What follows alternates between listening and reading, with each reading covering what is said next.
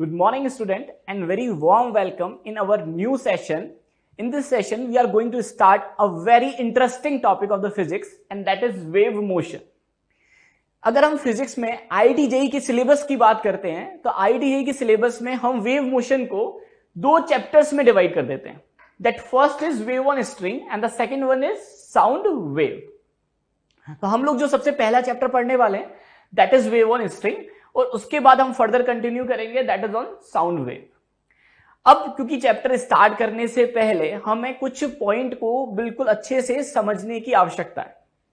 Point number one, the very first and base important point कि भाई हम ये चैप्टर क्यों पढ़ें. तो उसका रीजन क्या आता है, that is how important this chapter is.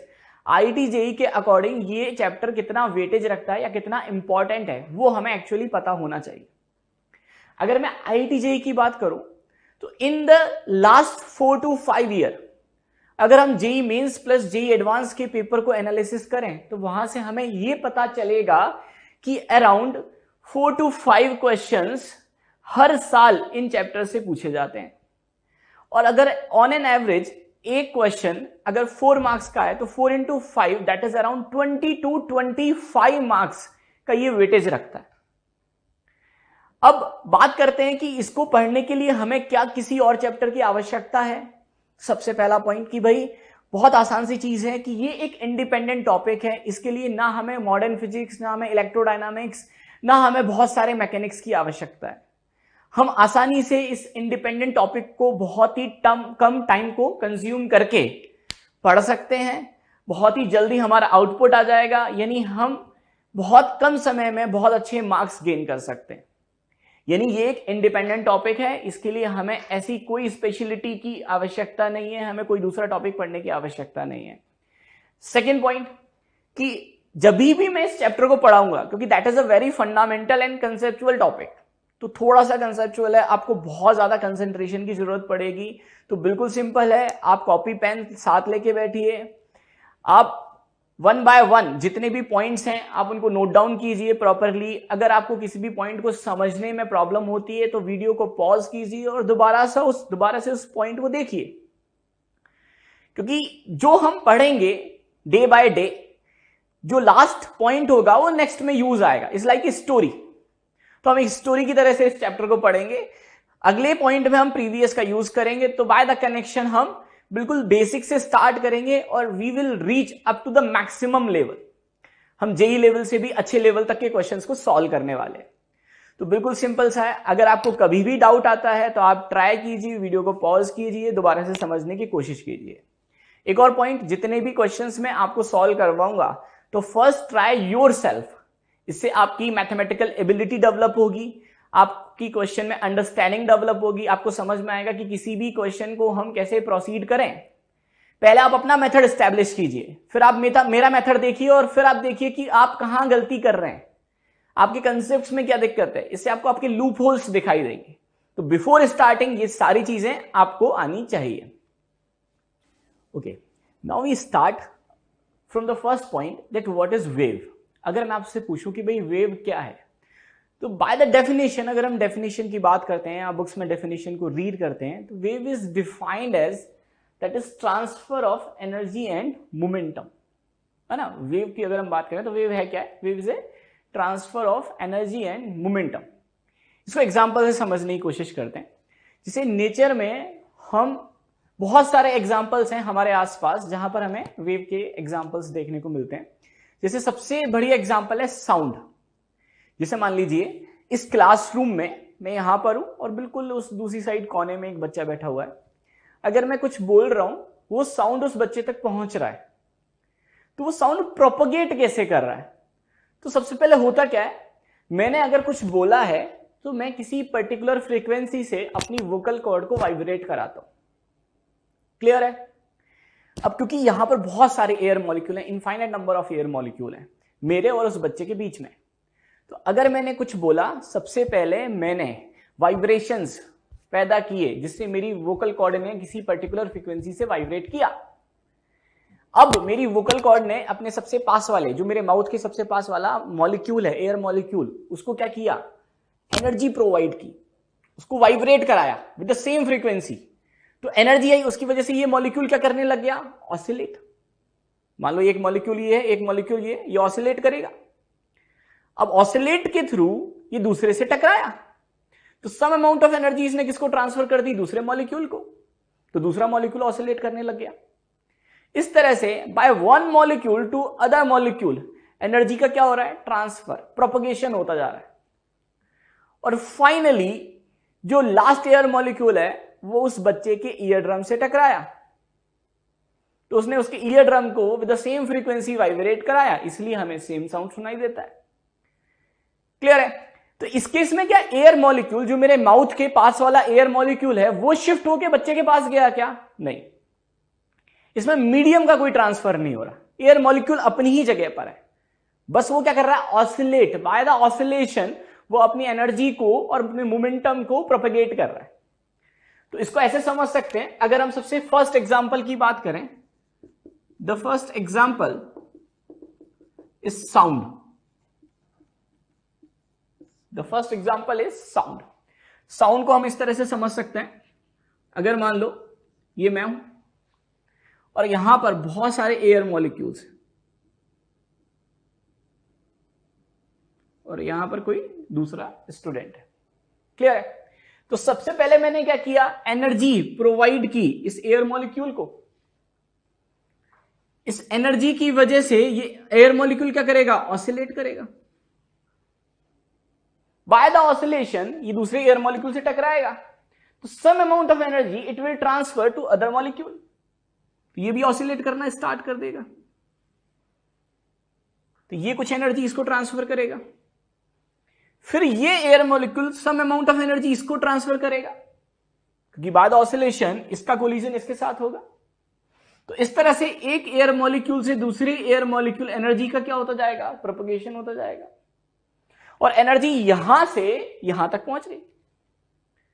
तो इस केस में एयर मॉलिक्यूल अपनी जगह से शिफ्ट नहीं हो रहा है, यानी मीडियम प्रोपगेट नहीं कर रहा है। मतलब क्या है, ये वाला एयर मॉलिक्यूल उठ के यहां पर नहीं गया, ये अपनी ही जगह पर ऑसिलेट कर रहा है, अगला एयर मॉलिक्यूल अपनी ही जगह पर ऑसिलेट कर रहा है, लेकिन फिर भी एनर्जी का ट्रांसफर हो रहा है। क्लियर है? तो हम बोल सकते हैं एक तरह से साउंड किसका एग्जाम्पल हो गया। इस केस में किस तरह से वेव प्रोपगेट कर रही है, इस केस में वेव प्रोपगेट कर रही है, the wave is propagating without transferring bulk of medium. इस केस में मीडियम का कोई ट्रांसफर नहीं हो रहा। तो साउंड वेव की अगर हम बात करें तो हम बोल सकते हैं इस केस में, in case of sound wave energy is transferred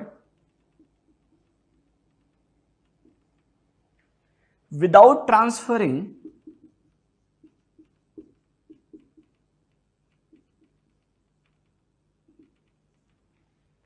bulk of medium।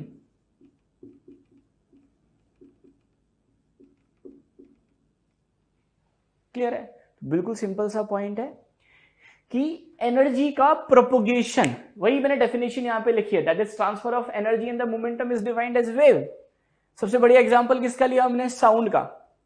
मैं जो बोल रहा हूं वो आप तक पहुंच रहा है, कैसे?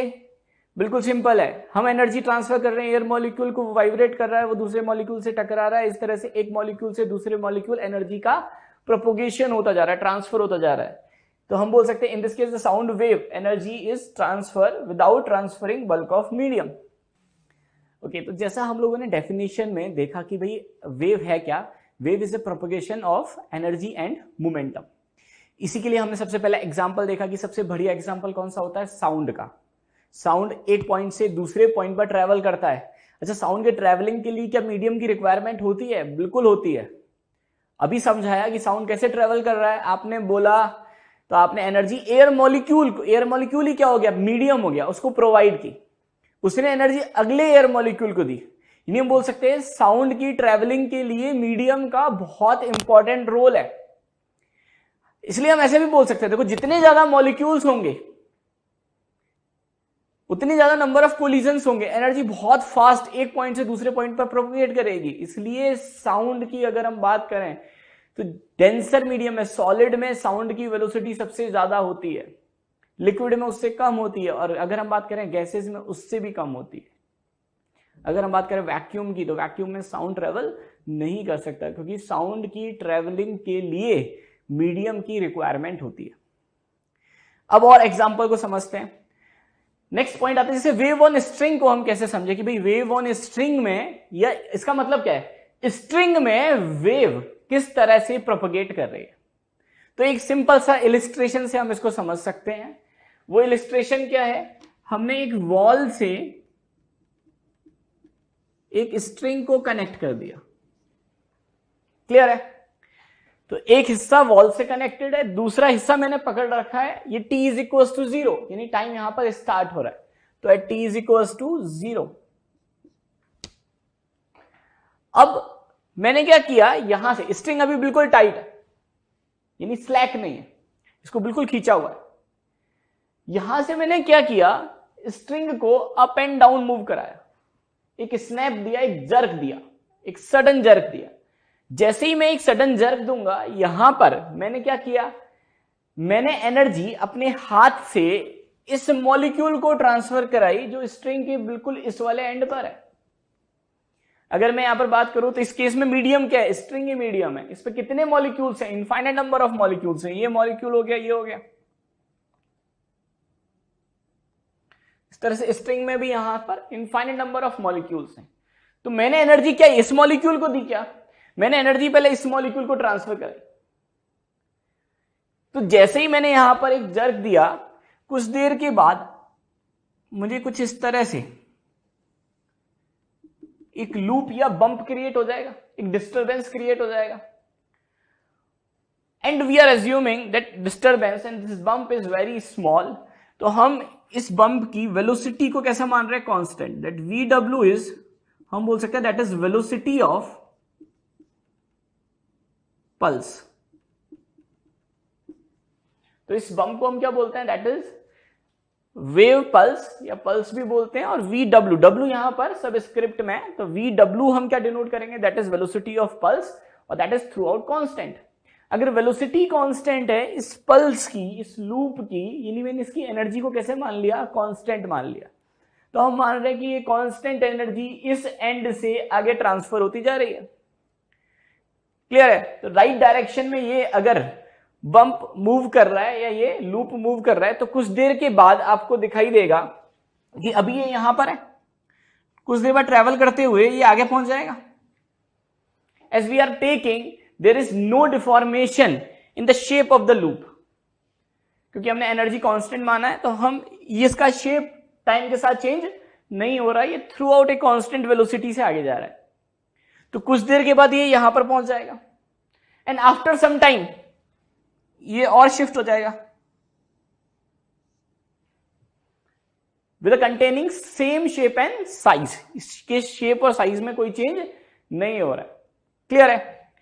तो एनर्जी का तो प्रोपगेशन हो रहा है राइट की तरफ, लेकिन क्या स्ट्रिंग के मॉलिक्यूल खुद ट्रांसफर हो रहे हैं, क्या नहीं हो रहे। अगर मैं बात कर रहा हूं कि ये वाला जो इसका बिल्कुल एंड पॉइंट का जो मॉलिक्यूल था, अगर आप बात करोगे this and point molecule still अभी इसी पॉइंट पर होगा, ये वाला मॉलिक्यूल अभी भी यहां पर होगा, ये वाला मॉलिक्यूल अभी भी यहां पर होगा, ये मॉलिक्यूल यहां पर होगा, ये मॉलिक्यूल यहां पर होगा, ये मॉलिक्यूल यहां पर होगा। बस फर्क क्या हुआ है,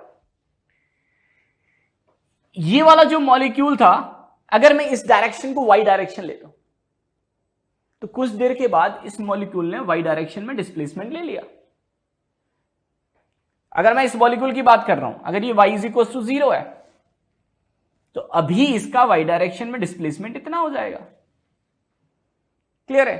तो पल्स ट्रेवल कैसे कर रही है, पल्स आगे की तरफ ट्रेवल कर रही है, कितनी वेलोसिटी से, vw से, लेकिन इस केस में भी मीडियम का ट्रांसफर नहीं हो रहा है। ऐसा कभी नहीं हुआ है कि भाई रस्सी का या स्ट्रिंग का ये वाला हिस्सा उठ के यहां पर आ गया, वो अपनी ही जगह पर है, वो इसी जगह पर है। बस एनर्जी का propagation from the one and, source से, जहां से आपने एनर्जी को जनरेट किया, जहां से आपने पल्स को जनरेट किया, इस वाले पॉइंट से अदर एंड पर ट्रांसफर होता जा रहा है, शिफ्ट होता जा रहा है विद एन कांस्टेंट वेलोसिटी। तो इस तरह से किसी भी स्ट्रिंग में वेव का प्रोपगेशन होता है। और समझते हैं कि भाई वेव के एग्जांपल्स क्या हैं। सबसे बढ़िया एग्जांपल, सन से हमारे पास जो रेज आती हैं तो उसको भी हम क्या बोलते हैं, लाइट इज ए रे। और कौन सी रे होती है, दैट इज इलेक्ट्रोमैग्नेटिक रे या इलेक्ट्रोमैग्नेटिक वेव जिसको हम बोलते हैं। तो हम सराउंडिंग की बात करें तो हमारे सराउंडिंग में वेव से रिलेटेड बहुत सारे एग्जांपल्स हैं। ओके, नेक्स्ट पॉइंट पर आते हैं, that is type of wave. तो टाइप ऑफ वेव की अगर हम बात करें तो हम लोग वेव को दो टाइप में डिवाइड कर देते हैं। The first is mechanical wave and the second one is non mechanical wave. अगर हम बात कर रहे हैं मैकेनिकल वेव की, तो मैकेनिकल वेव होता क्या है, तो बिल्कुल सिंपल सी डेफिनेशन है कि ऐसी वेव जिनके ट्रैवलिंग के लिए या प्रोपगेशन के लिए मीडियम की रिक्वायरमेंट होती है उनको हम मैकेनिकल वेव कहते हैं। जैसे फॉर एग्जांपल अभी हमने समझा कि साउंड की ट्रैवलिंग के लिए मीडियम की रिक्वायरमेंट होती है, तो साउंड कैसा वेव हो गया, sound is an mechanical wave. और एग्जांपल की बात करें तो that is wave on string.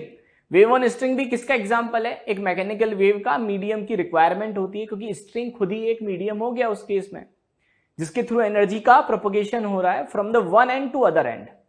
और अगर हम बात करते हैं वाटर रिपल्स, तो water ripples is also an example of mechanical wave. Water ripple होता क्या है, बिल्कुल सिंपल सा है। बचपन में आपने देखा होगा कि अगर मान लो एक किसी भी चीज में या फिर एक बकेट में आप पानी ले लो, बिल्कुल शांत, बिल्कुल काम वाटर है, आपने क्या किया, एक बूंद पानी ऊपर से उस पर गिराया, तो आपने देखा होगा कि जैसे ही वो बूंद पानी से टकराती है, उस जो वाटर सरफेस है वहां पर कुछ कॉन्सेंट्रिक रिंग्स बनना स्टार्ट हो जाती है।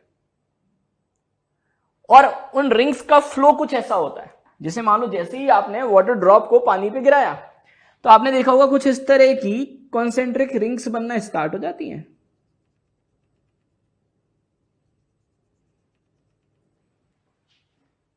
और ये कुछ इस तरह से ट्रैवल करता है, यानी कुछ इस तरह से, ये इस तरह से ट्रैवल करता हुआ आगे जाता है। यानी इस वाले पॉइंट से जहां पर वो आपने वाटर ड्रॉप गिराई वहां से रिंग्स जनरेट हो रही हैं और इस तरह से ये रिंग्स ऐसे फैलती जाती है, यानी ये रिंग्स इस तरह से ट्रैवल करती हुई आगे जा रही है। तो एक तरह से हो क्या रहा है, ये हो गया सोर्स, यहां से एनर्जी जनरेट हो रही है और एनर्जी का प्रोपगेशन हो रहा है। यानी इस केस में ये पल्स, ये जो पल्स जनरेट हुई, ये जो वेव जनरेट हुई, वो क्या हो रही है, प्रोपगेट हो रही है। That is also a example of mechanical wave.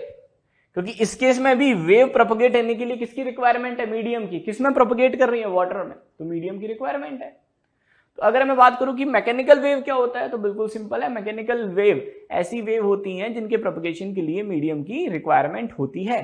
तो वाटर रिपल्स के केस में अगर आप देखोगे तो कुछ इस तरह से होगा। तो ये तो पल्स का या वेव का इस तरह से प्रोपगेशन हो रहा है। क्लियर है, इसको थोड़ा सा भी आगे और हम समझेंगे। सबसे पहले हम फर्स्ट एग्जांपल से समझते हैं कि पहला एग्जांपल क्या था, that is wave on string. तो सेम मैंने वही एग्जांपल ले लिया कि यहां पर मैंने स्ट्रिंग के एक एंड को वॉल से फिक्स कर दिया, दूसरा एंड मेरे हाथ में, इसको मैंने पकड़ा हुआ है t = 0 पे। String is completely tight. यहां से मैंने एक स्नैप प्रोड्यूस किया, यानी एनर्जी दी, तो यहां पर एक लूप क्रिएट हो गया। मान लेते कुछ इस तरह का लूप क्रिएट हो गया।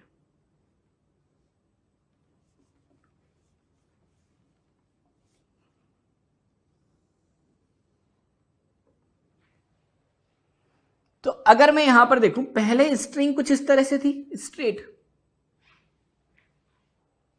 यानी पहले ये वाला जो मॉलिक्यूल था वो अब यहां पर आ गया। क्लियर है, क्योंकि जो मॉलिक्यूल्स हैं वो अपनी पोजीशन छोड़ के नहीं जा रहे, सिर्फ एनर्जी का प्रोपगेशन हो रहा है। तो इस केस में ये वाला मॉलिक्यूल अब यहां पर होगा, ये वाला मॉलिक्यूल यहां पर होगा, तो इस तरह से ये मॉलिक्यूल्स हो गए, या आप बोल सकते हो स्ट्रिंग के एलिमेंट हो गए। तो स्ट्रिंग का ये वाला जो एलिमेंट था, ये वाला जो एलिमेंट था वो यहां पर पहुंच गया, यानी हम बोल सकते हैं इस वाले मॉलिक्यूल का या इस एलिमेंट का वाई डायरेक्शन में डिस्प्लेसमेंट हो गया। तो वेव ऑन स्ट्रिंग में होता क्या है, एनर्जी प्रोपगेट कैसे करेगी, बाय द मॉलिक्यूल ऑसिलेशन। तो पल्स तो कौन सी डायरेक्शन में जा रही है, आगे की तरफ, दैट इज VW। मैंने यहां से एनर्जी जनरेट की, पल्स कहां ट्रेवल कर रही है, राइट की तरफ, तो VW is velocity of wave pulse. लेकिन यहां पर जितने भी मॉलिक्यूल हैं उनको एनर्जी मिली, तो वो ऑसिलेट करना स्टार्ट कर देंगे। और वो कैसे ऑसिलेट करते हैं स्ट्रिंग में? वो वेव वेलोसिटी के परपेंडिकुलर, यानी इस डायरेक्शन। तो वेव वेलोसिटी अगर इस डायरेक्शन में, तो इसके परपेंडिकुलर लाइन ये हो गई, तो ये मॉलिक्यूल सब ऑसिलेट करना स्टार्ट कर देंगे।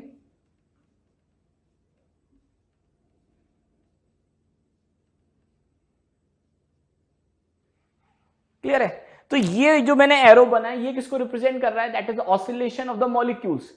क्लियर है? VW is velocity of the pulse, pulse right की तरफ जा रही है, मॉलिक्यूल वेव वेलोसिटी के परपेंडिकुलर ऑसिलेट कर रहे हैं। ऐसे कितने मॉलिक्यूल्स हैं? इनफाइनाइट नंबर ऑफ मॉलिक्यूल्स हैं, सब वेव वेलोसिटी के परपेंडिकुलर ऑसिलेट करेंगे। और इस पर्टिकुलर केस को हम क्या बोलते हैं? That is also known as transverse wave. तो हम बोल सकते हैं मैकेनिकल वेव को भी हम डिवाइड कर सकते हैं दो पार्ट में, जिसमें पहला पार्ट आता है कि ट्रांसवर्स वेव। तो ट्रांसवर्स वेव क्या होता है? जिसमें पार्टिकल्स का ऑसिलेशन वेव वेलोसिटी के परपेंडिकुलर होता है, या बोल सकते हो वेव के प्रोपोगेशन के परपेंडिकुलर होता है। That wave is known as transverse wave. Clear है? तो फर्स्ट पॉइंट की व्हाट इज ट्रांसवर्स वेव, यानी वेव ऑन स्ट्रिंग किसका एग्जांपल हुआ? ट्रांसवर्स वेव का, क्योंकि वेव ऑन स्ट्रिंग में वेव के प्रोपोगेशन के परपेंडिकुलर पार्टिकल्स क्या करते हैं? ऑसिलेट करते हैं। तो हम बोल सकते हैं wave on string is an example of transverse wave. Clear है? तो अगर मैं ट्रांसवर्स वेव की बात करूं कि ट्रांसवर्स वेव की डेफिनेशन क्या होगी, तो बिल्कुल सिंपल है, रटने की जरूरत ही नहीं है। मैकेनिकल वेव समझ में आया। मैकेनिकल वेव होता क्या है? मैकेनिकल वेव होता है जिसकी ट्रैवलिंग के लिए मीडियम की रिक्वायरमेंट होती है। मैकेनिकल वेव को हम दो पार्ट में ब्रेक कर सकते हैं। पहला पार्ट जिसमें मैंने बताया वेव ऑन स्ट्रिंग, या फिर जिसको हम क्या बोलेंगे? Transverse wave. ट्रांसवर्स वेव क्या होता है? जिसमें पार्टिकल्स का ऑसिलेशन वेव प्रोपगेशन के परपेंडिकुलर होता है। तो हम यहां पे लिख सकते हैं इन this wave oscillation of particle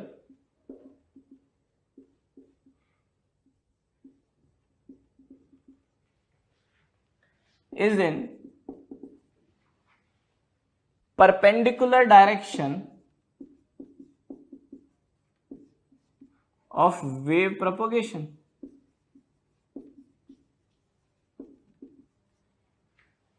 clear है? तो what is a transverse wave?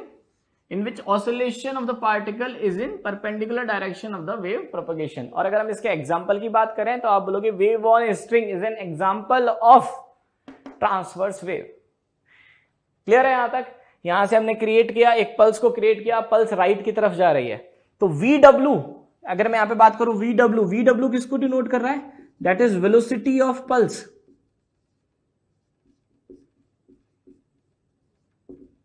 इसको हम वेव वेलोसिटी भी बोलते हैं, that is also known as wave velocity. और एक और वेलोसिटी आएगी, कौन सी? That is particle velocity. जैसे मान लो अगर मैं इस वाले पार्टिकल की बात कर रहा हूं, तो ये वाला पार्टिकल ऑसिलेट कर रहा है इस तरह से परपेंडिकुलर डायरेक्शन में। तो ये अगर पार्टिकल है, ये इस तरह से ऑसिलेट कर रहा है, यानी ये क्या कर रहा है? SHM कर रहा है। और अगर SHM कर रहा है तो SHM की वेलोसिटी क्या होती है? तो वेलोसिटी ऑफ SHM होती है that is omega under root of a square minus x square. Clear है?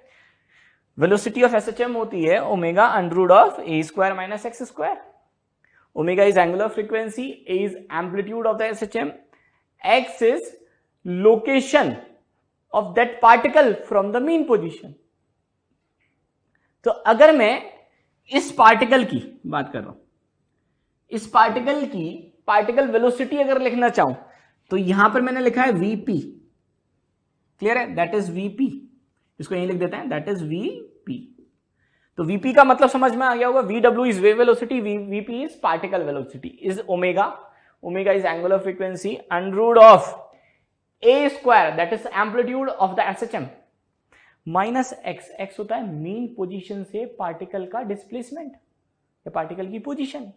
तो ये अगर मीन पोजीशन है तो पार्टिकल तो यहां पर है, तो ये जो हुआ वो पार्टिकल का डिस्प्लेसमेंट हो गया मीन पोजीशन से, इसको मैंने मान लिया y। यानी इस फॉर्मूले में जो x है, अब यहां पर x नहीं आएगा क्योंकि पार्टिकल इस तरह से ऑसिलेट कर रहा है, तो मीन पोजीशन से पार्टिकल कितनी दूरी पर है अभी, y पर। तो ये बनेगा आपके पास vp is equals to omega under root of a square minus Y square. तो यहां पर हमने दो वेलोसिटी की बात की, vw is a velocity of pulse या wave velocity that always remain constant, हम इसको कांस्टेंट मानते हैं। दूसरा हम vp की बात करें, vp इज पार्टिकल वेलोसिटी, कौन सा पार्टिकल, बहुत सारे पार्टिकल हैं, सारे पार्टिकल्स क्या कर रहे हैं, एसएचएम परफॉर्म कर रहे हैं। कैसे कर रहे हैं, वेव प्रोपगेशन के परपेंडिकुलर, तो वेव इस तरह से प्रोपगेट हो रही है आगे राइट की तरफ, wave is propagating towards right.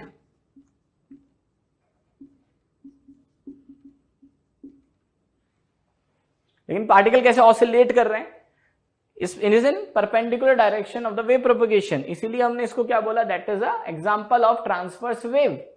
और इस केस में हमने VP that is particle velocity is omega under root of A square minus x, x होता है मीन पोजीशन से पार्टिकल की डिस्टेंस, तो मीन पोजीशन से पार्टिकल की डिस्टेंस कितनी हो गई, दैट इज वाई। तो ये मेरे पास आ जाएगा omega under root of A square minus Y square. Okay, तो नेक्स्ट पॉइंट पर आते हैं। तो हमने अभी तक देख लिया, यहाँ पर एक छोटा सा मैंने चार्ट बना दिया है जिससे आपको बहुत अच्छे से क्लियर हो जाए। मैकेनिकल वेव जिसके लिए मीडियम की रिक्वायरमेंट है, दो पार्ट में तोड़ा। पहला ट्रांसवर्स वेव, ट्रांसवर्स वेव क्या होता है, जिसमें वेव के प्रोपगेशन के लिए जिसमें पार्टिकल का ऑसिलेशन वेव प्रोपगेशन के परपेंडिकुलर होता है, that is an example of wave on string. अगर बात करते हैं दूसरा साउंड वेव, तो साउंड वेव एक मैकेनिकल वेव तो है, लेकिन साउंड वेव लॉन्गिट्यूडनल वेव होती है। लॉन्गिट्यूडनल क्या होता है, अगर हम बात कर रहे हैं ट्रांसवर्स वेव की, तो इसमें पार्टिकल वेव प्रोपगेशन के परपेंडिकुलर ऑसिलेट कर रहे थे, लेकिन लॉन्गिट्यूडनल वेव में पार्टिकल जो ऑसिलेट करेंगे वो either in direction of the wave propagation और in opposite direction of the wave propagation करेंगे। मतलब अगर हम डेफिनेशन की बात करें तो लॉन्गिट्यूडनल वेव क्या होता है, in this wave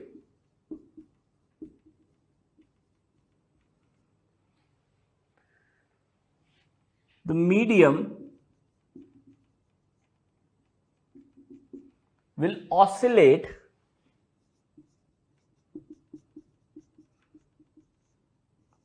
in same direction or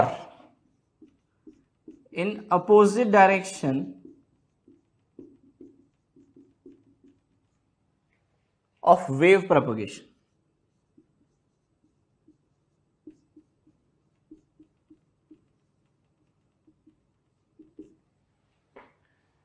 जैसे अगर हम बात कर रहे हैं, मान लेते हैं यहां से मैंने साउंड को जनरेट किया और ये बहुत सारे एयर मॉलिक्यूल हैं जिनके थ्रू होते हुए साउंड एक पॉइंट से दूसरे पॉइंट पर ट्रांसफर हो रहा है।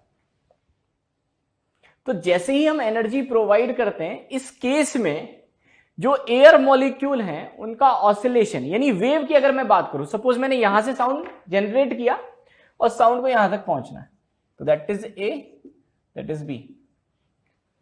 क्लियर है, ए से बी तक। तो मैं सोर्स हो गया, सामने मान लो कोई स्टूडेंट बैठा है, उसको साउंड सुनाई देना है, तो साउंड का प्रोपोगेशन कैसे होगा, डायरेक्शन की बात करें तो यहां से यहां तक, तो ये वाली जो डायरेक्शन है दैट इज VW। क्लियर है, तो साउंड तो यहां से ट्रेवल करके यहां तक पहुंच रहा है। इस केस में ये वेव प्रोपोगेशन की डायरेक्शन हो गई, हम बोल सकते हैं that is direction of wave propagation. और पार्टिकल कैसे ऑसिलेट करेंगे, यहां पे लिखा हुआ है in this wave the medium will oscillate in same direction और in opposite direction of the wave propagation. यानी पार्टिकल ऑसिलेट अब वेव की डायरेक्शन के परपेंडिकुलर ना करके इन द सेम डायरेक्शन और is in opposite direction, means हम बोल सकते हैं पार्टिकल इस तरह से ऑसिलेट करेंगे, either in the same direction और इन अपोजिट डायरेक्शन. तो movement of the particle is in the direction of the wave propagation or is in opposite direction of the wave propagation. इस तरह से oscillate कर रहे हैं. Same ये इससे कोलाइड करेगा, सेम अमाउंट ऑफ एनर्जी इसको देगा, तो ये भी ऑसिलेट करेगा.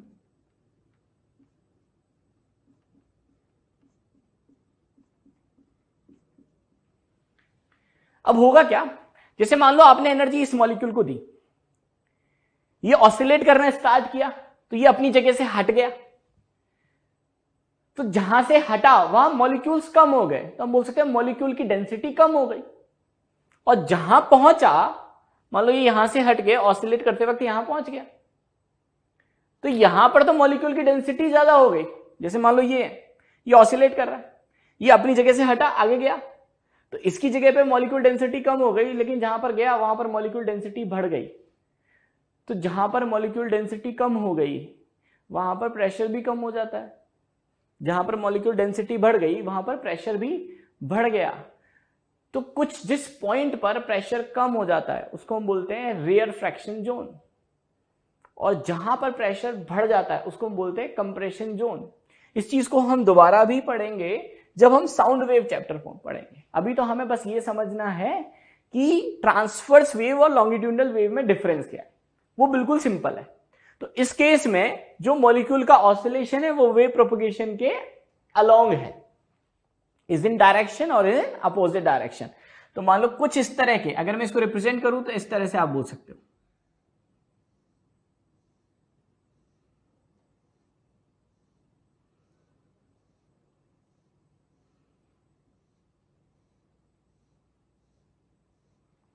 इसका मतलब क्या है, जैसे मान लो कि भाई यहां पर बहुत सारे ए से बी के बीच में बहुत सारे मॉलिक्यूल्स हैं. क्लियर है, ये पूरा मैंने मीडियम शो कर दिया. तो ये जो लाइन है वो मीडियम को रिप्रेजेंट कर रही है. तो यहां पर अगर आप देखोगे तो यहां पर एयर मीडियम है ही नहीं. तो ये वाला जोन तो कैसा जोन बन गया, एक रेयर फ्रैक्शन जोन. तो मान लेते हैं यहां पर इस तरह से मैंने डायरेक्शन को रिप्रेजेंट कर रखा है. ये मॉलिक्यूल के ऑसिलेशन की डायरेक्शन को दिखा रहा है, यानी यहां पर बहुत सारे मॉलिक्यूल इकट्ठा हो रहे हैं, यहां से भी आ रहे हैं, इधर से भी आ रहे हैं. तो यहां पर मॉलिक्यूल डेंसिटी क्या हो गई, बढ़ गई. तो ये कौन सा जोन बना, दैट इज कंप्रेशन जोन.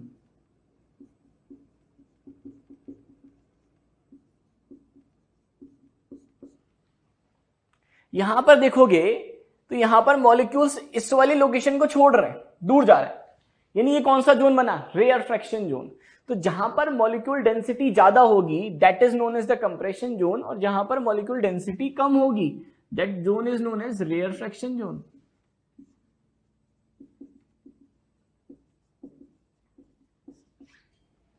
तो बिल्कुल सिंपल है, लॉन्गिट्यूडनल वेव होता क्या है, जिसमें पार्टिकल का ऑसिलेशन वेव के प्रोपगेशन के अलोंग होता है. एग्जाम्पल की बात करें तो sound wave is a perfect example of longitudinal wave. यही रीजन है हम साउंड वेव और वेव ऑन स्ट्रिंग को अलग अलग पढ़ते हैं. हमने दो चैप्टर्स क्यों बना दिए, क्योंकि एक में हम ट्रांसवर्स वेव को पढ़ेंगे, इसके फिनोमेनास को पढ़ेंगे, दूसरे में हम लॉन्गिट्यूडनल वेव को पढ़ेंगे, क्योंकि दोनों केस में पार्टिकल का ऑसिलेशन की डायरेक्शन ही अलग अलग है. एक में वेव प्रोपगेशन के अलोंग है, एक में वेव प्रोपगेशन के परपेंडिकुलर है.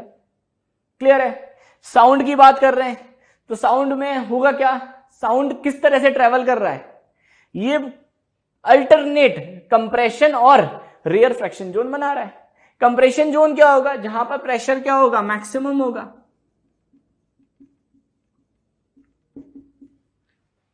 क्योंकि नंबर ऑफ मॉलिक्यूल सबसे ज्यादा है. यहां से मॉलिक्यूल हट गए, ऑसिलेट कर रहे हैं, तो यहां से हट गए तो यहां क्या बन गया, रेयर फ्रैक्शन जोन बन गया. यानी यहां पर प्रेशर क्या होगा, मिनिमम होगा.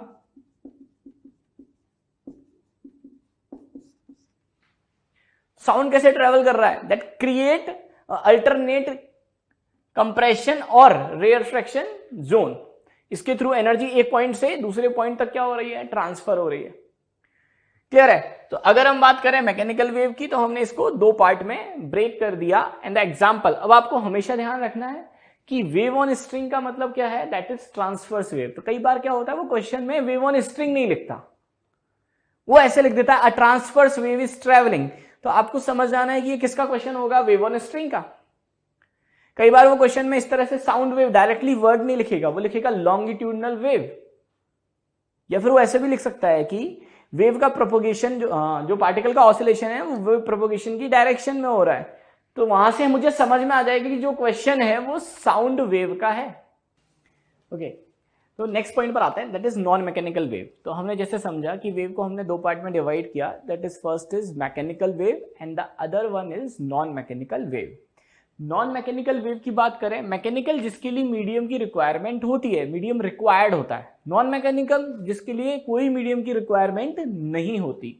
तो यहां पर लिखा हुआ है wave for which propagation medium is not required, that is known as non mechanical wave. For example अगर हम बात करें तो लाइट, सन रेज की बात करें तो उसके प्रोपोगेशन के लिए मीडियम की कोई रिक्वायरमेंट नहीं होती। तो सन रेज या लाइट को हम और क्या बोलते हैं, that what kind of wave is, that is electromagnetic wave.